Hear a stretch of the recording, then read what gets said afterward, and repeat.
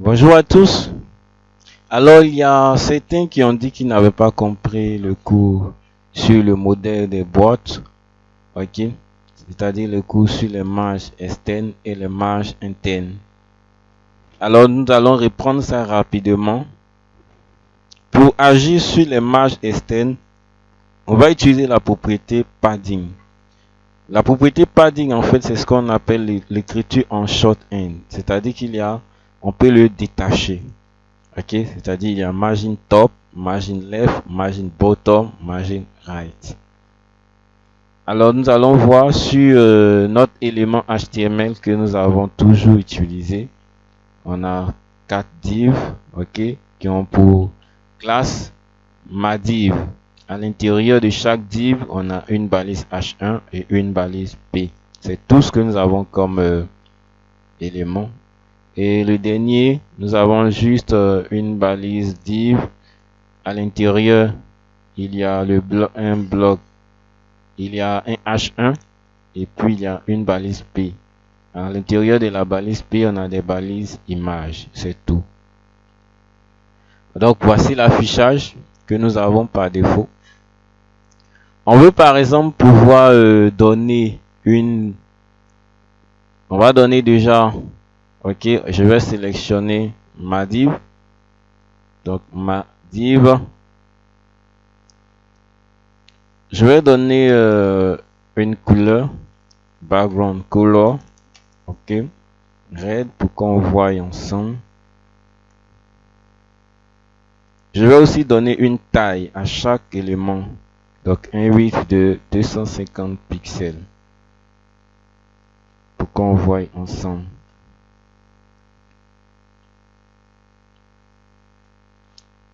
Ok, donc déjà vous voyez qu'on a 4 éléments. Mais lorsque j'ai appliqué en fait ma couleur, on a l'impression que c'est un seul élément. C'est là que les marges externes vont intervenir, le margin. Si nous voulons écrire utiliser la syntaxe en shorthand, on va utiliser margin par exemple. Donc margin, je vous ai dit, il y a 4 valeurs. Il y a le top, on peut lui dire top en 2 pixels. On peut lui dire prends également le right en 0. Ok, 0 pixels. Ok, ou encore 0 tout court. Prends le bottom en 10 pixels. Ok, 10 pixels. Et puis prends le left en 0. Donc ça c'est une syntaxe qu'on pouvait utiliser également. D'accord? Donc si on actualise ça, ok, comme vous pouvez le remarquer, on lui a dit quoi? On lui a dit en top prend 2 pixels. Si vous remarquez bien, on est à 2 pixels du bord en fait de notre page. Ok, je vais en fait donner une couleur à notre body pour qu'on voit mieux. Donc body, ok, je vais lui donner une couleur grise. Donc background color dièse C, ça c'est un gris.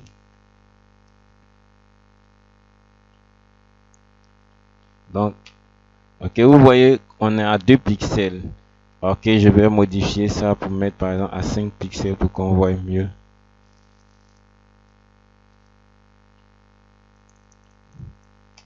Ok, donc effectivement on est à 5 pixels du haut qui est là.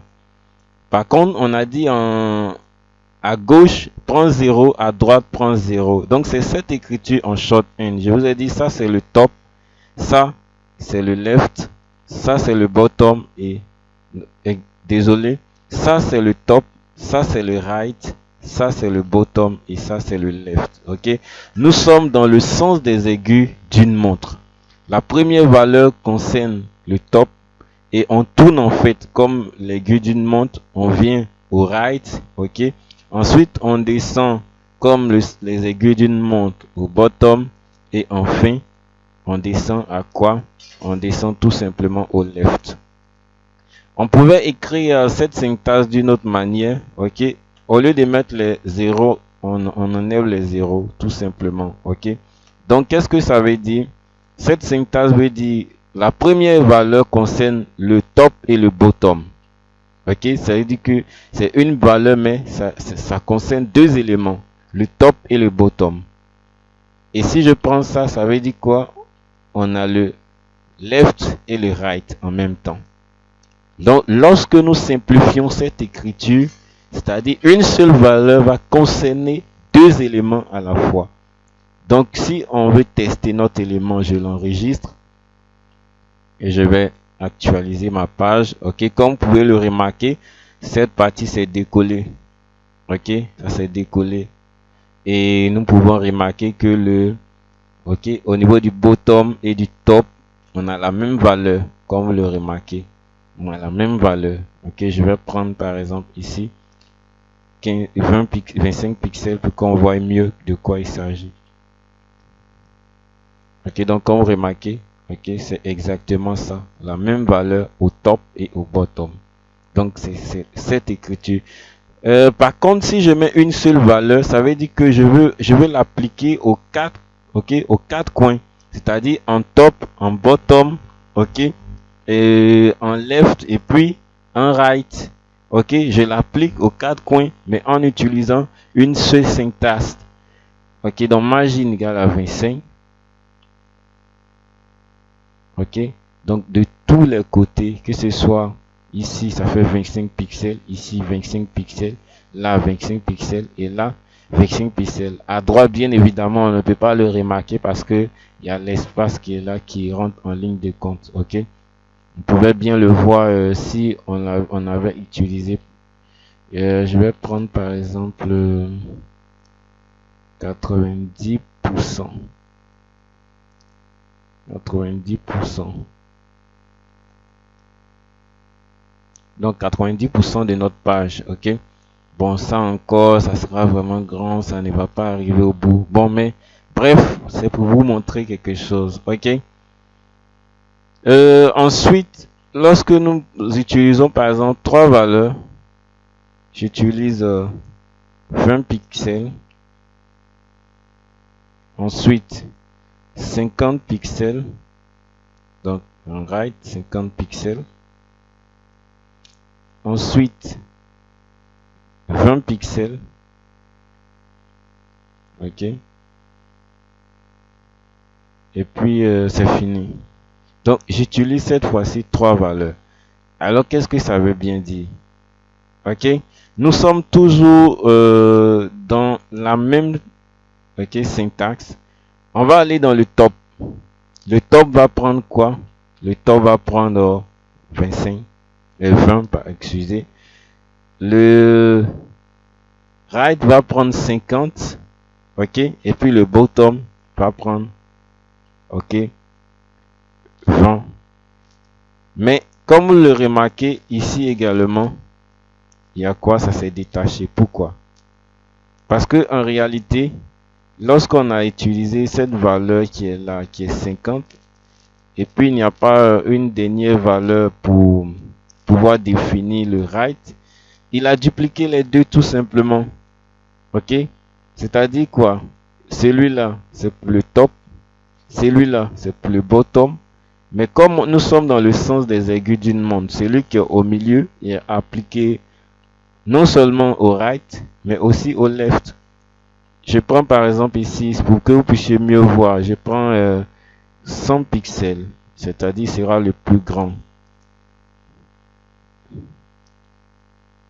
Donc 100 pixels, vous voyez, c'est en fait le bottom. Mais les 50 pixels que nous avons définis, ça concerne non seulement le right et puis le left. Donc quand il y a trois valeurs, celui qui est au milieu, en fait, va concerner quoi? Le right et le left en même temps. Ok? Donc, le top sera défini, le bottom sera défini en troisième valeur, et la valeur qui est au milieu, la deuxième valeur, va concerner à la fois le left et le write. Donc, voici les différentes façons de les créer.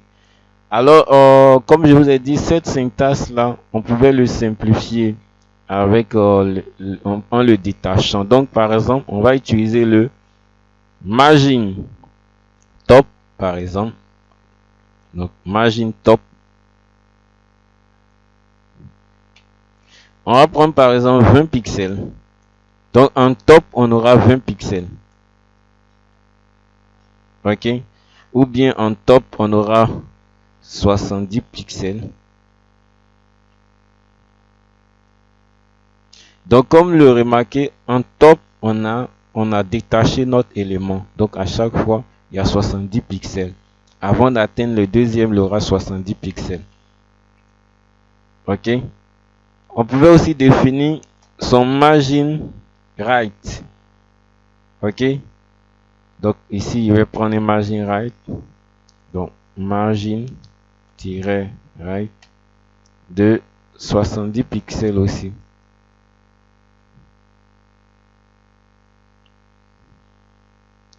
Ok, donc comme vous pouvez le remarquer, le right c'est ici, hein, c'est ici. Ok, mais c'est beaucoup trop peut-être ce qu'on a utilisé. On va prendre margin left de 70 pixels. Donc je vais diminuer celui-là à 10 pixels.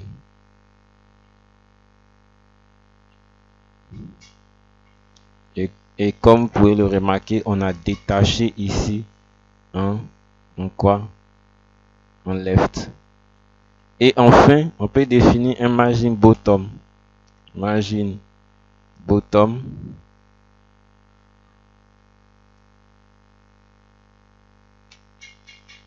Un margin bottom de 35 pixels. Ok, donc je vais diminuer un peu le top pour qu'on voit mieux. Ok. Donc, comme vous pouvez le remarquer, on a notre bottom qui a été défini. Donc, en fait, c'est une syntaxe qu'on peut détacher ou on peut coller. Ne soyez pas paniqués. On a déjà vu en détail. Ok. Alors, ça, c'est ce qui concerne les marges externes. Ça concerne l'élément et les éléments qui l'entourent. Mais lorsqu'on veut agir sur l'élément même dans son contenu, on va utiliser ce qu'on appelle le padding. Alors le padding, il fonctionne de la même façon. Du coup, on ne va pas rentrer dans les détails. Il y a l'écriture en shorthand également. Mais il va juste vous parler de son rôle. C'est de pouvoir mettre une marge interne. Ok? Donc une marge à l'intérieur de notre conteneur. Je vais prendre par exemple ici 85%. Ok, donc par exemple, je vais prendre un padding de 20 pixels. J'enregistre. Et là, comme le remarquez, notre contenu a eu en fait à l'intérieur 20 pixels de plus. Ok. Alors il y a la propriété box sizing par exemple qui va nous permettre de pouvoir définir par exemple lorsque notre contenu a eu par exemple 20 pixels de plus, ça va en fait grossir notre conteneur. Ça c'est normal, mais on peut utiliser box sizing, ok, pour pouvoir définir si notre élément doit grossir ou comment est-ce que le padding va influencer notre élément en question. Ok, on ne va pas rentrer dans les détails ici. Mais par exemple, cette écriture là, vous avez vu de quoi il s'agit. Je pouvais définir encore plusieurs valeurs. 20 pixels. Ou bien 30 pixels.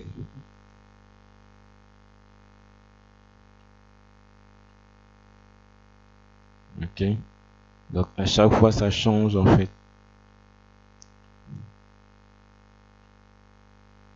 50, c'est pareil que les margins, ok.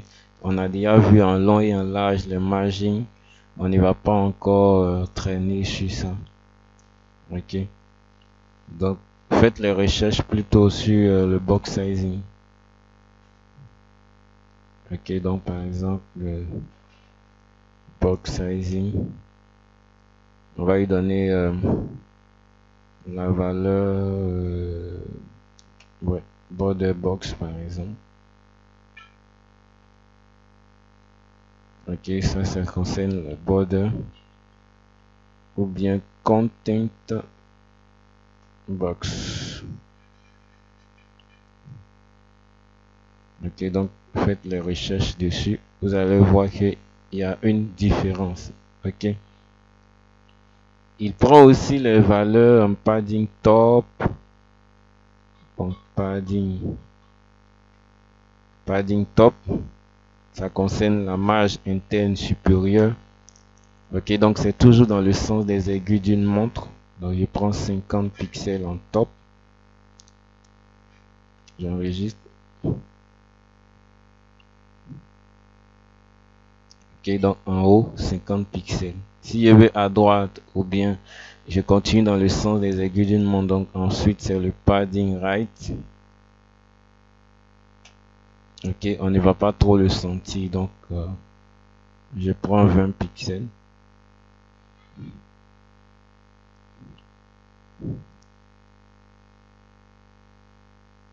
Ok,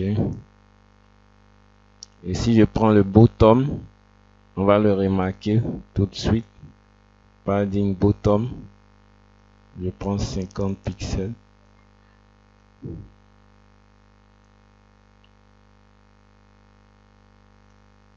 Ok, donc on a eu 50 pixels ici.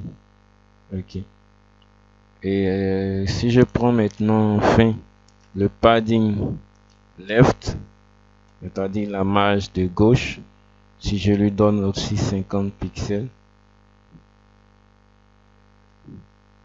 Ok, vous voyez, on a décollé ici de 50 pixels. Donc on a fini de parler des box, les marges internes et les marges externes, qui vont vous aider vraiment à avoir un design très propre, un design assez soigné, permettre à l'utilisateur de pouvoir aisément naviguer sur votre site.